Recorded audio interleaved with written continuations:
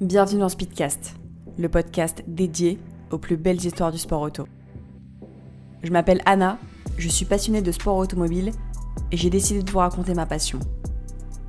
Toutes les semaines, nous retracerons ensemble la carrière d'un pilote de légende ou le déroulé d'un événement marquant de l'histoire du sport automobile. Aujourd'hui, je vais vous parler d'une histoire unique, celle de deux hommes liés par le sang, la passion de la vitesse et la quête de gloire. Gilles et Jacques Villeneuve, le père, héros tragique de la Scuderia Ferrari, et le fils, champion du monde avec Williams, deux trajectoires différentes, mais un nom gravé à jamais dans la légende de la Formule 1.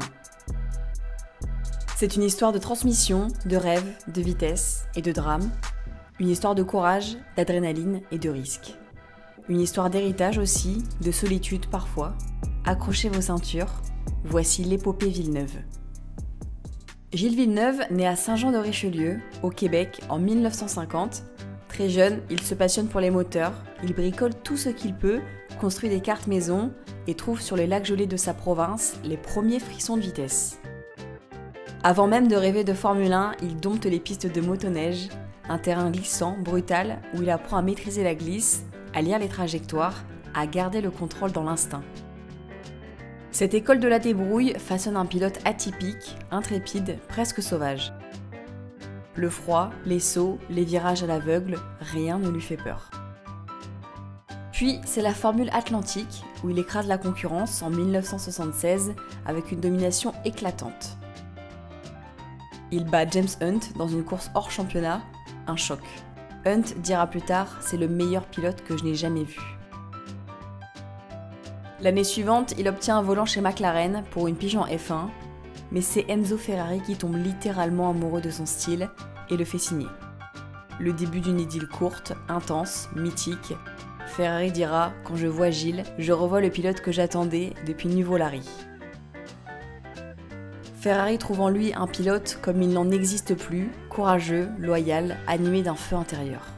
Gilles ne court pas pour gérer une course, mais pour la vivre à 100%. Il frôle les limites, flirte avec l'impossible et donne à chaque tour de piste l'impression d'un sprint décisif. Pour lui, chaque freinage est un défi, chaque virage une promesse. La course de Dijon-Prénoux en 1979 reste dans toutes les mémoires. Un duel à couper le souffle contre René Arnoux où les deux hommes se frottent, se dépassent, se redépassent sans jamais se lâcher. Ah, les deux voitures vont se toucher! C'est incroyable! Côte à côte tout le virage. Villeneuve qui attaque de nouveau Arnoux. Mais c'est incroyable que Arnoux va sortir. Oui, Arnoux attaque. Non, il n'arrivera pas, oui, car Villeneuve a bloqué ses roues. Mais c'est fou, ils vont se toucher bientôt. Et Arnoux passe. Ils sont côte à côte. C'est incroyable. Arnoux va sortir. Ils sont fous. C'est de la folie ce dernier tour. Il se touche, chaque qui mieux. Attention, Arnoux deuxième, c'est de la folie. Ce n'est pas une bataille pour la victoire, mais pour la seconde place. Mais c'est un moment d'histoire, un concentré d'émotions, de bravoure, de folie maîtrisée. Une forme d'hommage à la course, dans ce qu'elle a de plus viscéral. Ce duel deviendra un mythe. Zandvoort, Watkins Glen, Monaco, partout, Gilles laisse une empreinte. Même quand la voiture n'est pas la meilleure, il trouve le moyen de briller. Il devient une idole, une rockstar des paddocks, un gladiateur moderne. Il inspire le respect autant que l'admiration. À Monaco, il pilote une Ferrari sous la pluie comme s'il dansait, même les ingénieurs n'y croient pas. Mais l'histoire de Gilles Villeneuve, c'est aussi l'histoire d'un duo légendaire avec Didier Pironi, celle de deux hommes qui au départ partagent une camaraderie fondée sur la passion de la course. En 80, Gilles a déjà fait ses preuves chez Ferrari, mais l'arrivée de Didier en tant que coéquipier est perçue par certains comme une chance pour l'équipe de renforcer ses rangs. Pironi, ce pilote français au tempérament affirmé, semble être le complément parfait de Gilles qui, malgré sa folie pure et son talent brut, a besoin d'un coéquipier capable de soutenir la pression. Didier, lui, n'est pas un pilote particulièrement flamboyant, mais il est intelligent, calculateur, il comprend vite les subtilités de la Formule 1 moderne. C'est un homme de méthode. Ensemble, ils forment un duo compétitif, mais surtout une paire d'amis qui se respectent. Leurs moments d'entraide se multiplient et l'histoire de Ferrari semble suivre un chemin prometteur. Les deux pilotes se retrouvent souvent à discuter stratégie, à partager des anecdotes et à échanger des impressions sur la voiture, comme si leur amitié était une assurance pour une saison plus sereine. Cette amitié commence à se tisser au fur et à mesure que les courses passent, avec l'ambition commune de voir Ferrari dominer à nouveau. Mais tout bascule en 82. Une saison marquée par l'incertitude et la tension grandissante. Gilles, d'un naturel fonceur, met tout en jeu à chaque course. Pironi, de son côté, se veut plus pragmatique, calculateur. C'est ici que le malaise commence à se dessiner. En début de saison, les deux pilotes sont de véritables rivaux, mais sous une forme plus subtile et respectueuse. Ce respect devient néanmoins fragile au fur et à mesure des événements. Le premier véritable signe de tension se produit lors du Grand Prix de San Marino, à Imola. Ferrari a une règle non écrite, les deux pilotes doivent s'entraider pour maximiser leurs chances. Gilles et Didier en ont conscience. Lors de la course, Pironi se trouve dans une position stratégique où il peut gagner, mais la consigne d'équipe est claire, les pilotes ne doivent plus se dépasser. C'est alors que Didier entreprend un dépassement, Gilles réplique, et c'est finalement Didier Pironi qui a le dernier mot et qui remporte cette course. Pour Gilles, c'est une trahison, il se sent profondément humilié, leur amitié est brisée, et cette épreuve devient le point de non-retour. Gilles, trahi, entre dans une spirale de fureur silencieuse, il est obsédé par l'idée de réaffirmer sa position. Quelques semaines plus tard, à Zolder, en Belgique, il tente un tour rapide pour prendre l'ascendant, il percute le pilote Maas à pleine vitesse, le choc est fatal, il a 32 ans. Son décès provoque une onde de choc, le monde de la F1 perd un poète de la vitesse, mais la légende Villeneuve, elle, ne fait que commencer. Sa mémoire devient culte, les fans pleurent, les tribunes se taisent, les pilotes portent un brassard noir. Son ami Didier Pironi, lui, vit dans le regret, il sait qu'il n'a pas agi de manière juste envers son ami et porte une part de culpabilité. Sa carrière prendra un tournant quelques semaines plus tard à Hockenheim. Victime d'une blessure presque mortelle, il mettra un terme à sa carrière de pilote. Quelques années plus tard, Didier Pironi se tue dans un accident d'offshore. L'issue du destin semble d'une brutalité écrasante. Dans les semaines qui suivent sa mort, sa femme mettra au monde 2 petits garçons, Gilles et Didier. Mais de l'autre côté de l'Atlantique, un autre garçon portera l'héritage de ces 2 pilotes de renom, Jacques Villeneuve, le fils de Gilles. Jacques a 11 ans quand son père meurt, il ne le reverra jamais, mais il en gardera le nom et la rage de réussir. Il grandit entre le Canada, la Suisse et les paddocks. Il se forge dans un silence tenace, en observant le monde des adultes avec méfiance. Il ne veut pas d'un destin imposé, il veut mériter son nom.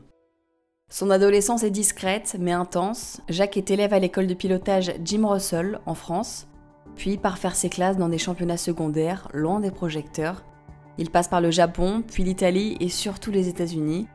En 1995, il remporte les 500 miles d'Indianapolis et le championnat de Champ Car, une prouesse rare.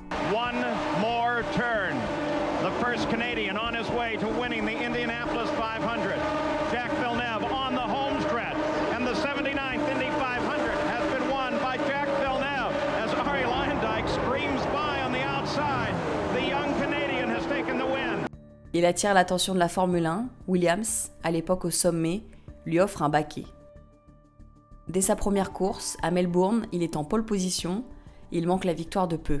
Le ton est donné, les journalistes s'emballent, la presse canadienne le proclame déjà comme l'héritier, mais Jacques veut écrire sa propre histoire. 1997 est son année, au volant de la redoutable FW19, il affronte un certain Michael Schumacher. Tout se joue lors de la course à Jerez, un duel de titans. Schumacher tente de l'éliminer dans un contact controversé, mais Jacques résiste, termine la course et devient champion du monde.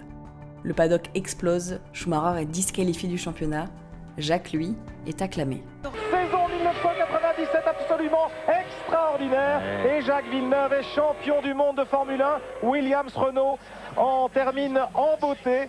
C'est un moment fantastique. C'est sûr qu'il y a eu d'autres jours fabuleux, que ce soit les 500 000 d'Indianapolis, le championnat d'Indy, mais celui-là est quand même probablement le plus spécial. Ça a été le championnat le plus difficile dans lequel j'ai participé.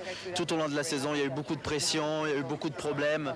Même si on avait une voiture très compétitive, il y a eu des moments très bas, mais on s'est tous serré les coudes, on n'a jamais baissé les bras et on a réussi à revenir de l'avant. C'est une consécration. Le nom Villeneuve est de retour au sommet. Le Québec entier explose de joie. Dans les rues de Montréal, les fans brandissent des drapeaux, chantent son nom, la boucle est bouclée, mais cette victoire est aussi le sommet de sa carrière en F1.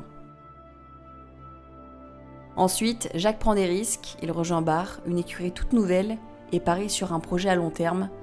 Malheureusement, les résultats ne suivent pas. Il reste plusieurs années en F1, mais loin des podiums. Il tente ensuite d'autres aventures, Le Mans, la NASCAR, le rallycross, la musique, la télé. Jacques est une personnalité à part, inclassable, souvent à contre-courant. Franc, philosophe, parfois clivant, fidèle à lui-même, il n'a jamais voulu copier son père mais tracer sa propre voie, et c'est peut-être ça, son plus grand exploit. Il est devenu un Villeneuve sans jamais être dans l'ombre de Gilles. Gilles et Jacques, 2 générations, 2 destins, 2 définitions du mot pilote. Gilles, l'intrépide à la trajectoire aussi folle que sublime, nous rappelle que la beauté de ce sport réside dans l'imprévisibilité, de cette capacité à repousser ses limites à chaque virage. Il n'a peut-être pas décroché le titre mondial, mais il a inscrit son nom dans l'histoire de la F1 de manière indélébile. Il incarne l'essence même de ce que signifie être pilote, vivre pour la course, jusqu'au dernier souffle. Quant à Jacques, son fils, son parcours est celui d'un homme qui a dû vivre dans l'ombre d'un géant, d'un nom lourd à porter, mais il a su forger sa propre voie. Lui qui a pris les commandes de sa propre légende en remportant le titre mondial en 97, a prouvé que l'héritage familial n'est pas une contrainte, mais une source d'inspiration. Jacques a marqué les années 90, s'imposant comme un homme de son époque, un stratège, un artiste de la course, toujours fidèle à lui-même, malgré les tumultes de la F1. Mais derrière ces 2 trajectoires singulières, ce qu'il faut retenir, c'est la transmission. L'héritage n'est pas seulement celui des victoires ou des trophées, mais de l'amour du sport, de la passion partagée. Gilles a laissé en Jacques une flamme vive, et Jacques a su l'entretenir, l'élever à sa manière. Le nom Villeneuve, ce n'est pas seulement celui d'un père et de son fils, mais celui d'une famille unie par une même quête, un désir d'absolu. Aujourd'hui, le circuit Gilles Villeneuve, à Montréal, continue de faire résonner son nom à chaque Grand Prix. Il est là, en permanence, dans l'air de l'asphalte, dans le cœur des fans qui n'ont jamais oublié la flamme du pilote québécois. C'est dans une histoire de légende, mais aussi d'humanité, de passion qui traverse les générations, de rêves et de déceptions, de victoires, mais aussi de larmes. Dans un monde où les héros vivent et repartent vite, l'héritage des Villeneuve perdure, parce que parfois, ce ne sont pas que les titres qui nous définissent, mais la manière dont on vit la course.